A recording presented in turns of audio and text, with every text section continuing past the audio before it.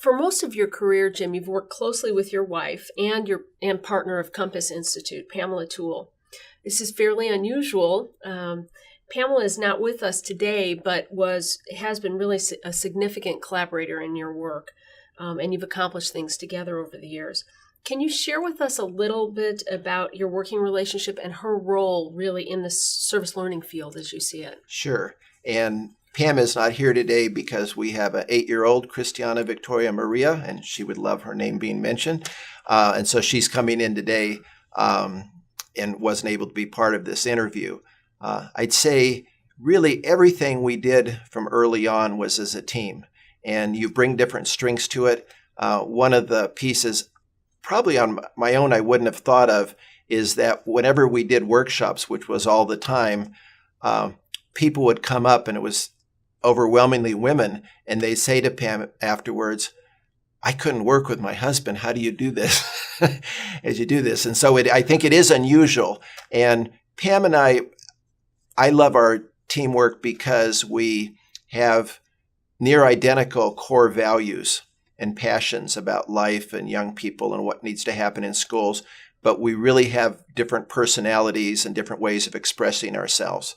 And this will sound a little oblique, but I think of myself as space and Pam as time. And so time is very important for space to have. And so she helps me there. With the initial peer helping, it was really in the Palo Alto School District. I ran peer helping on one side of town, and she ran it on the other side of town, and we collaborated on bigger events. When we got to NYLC in the early 90s and started their training department, everything was a collaborative effort, and we did workshops together and debriefed those together.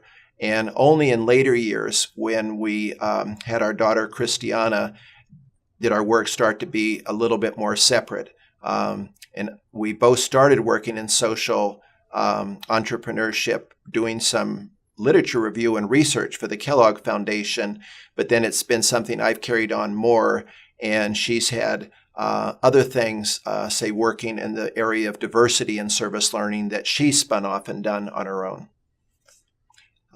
I add one piece when you think of history. I think one of the pieces that would be hard to capture in the history is that Parker Palmer always says it's not just what we teach and how we teach, but who teaches. And the thing that's so unique about Pam is really, as much as any person I've ever met, there's an absolute integrity. There's a lack of guile. There's a lack of self-interest, and really there to serve other people. You can tell it's it's moving to me. When you're married to somebody, you really know them. And I think she's such a good model for what we want for young people and what we want for the field. It's so putting others in front of yourself.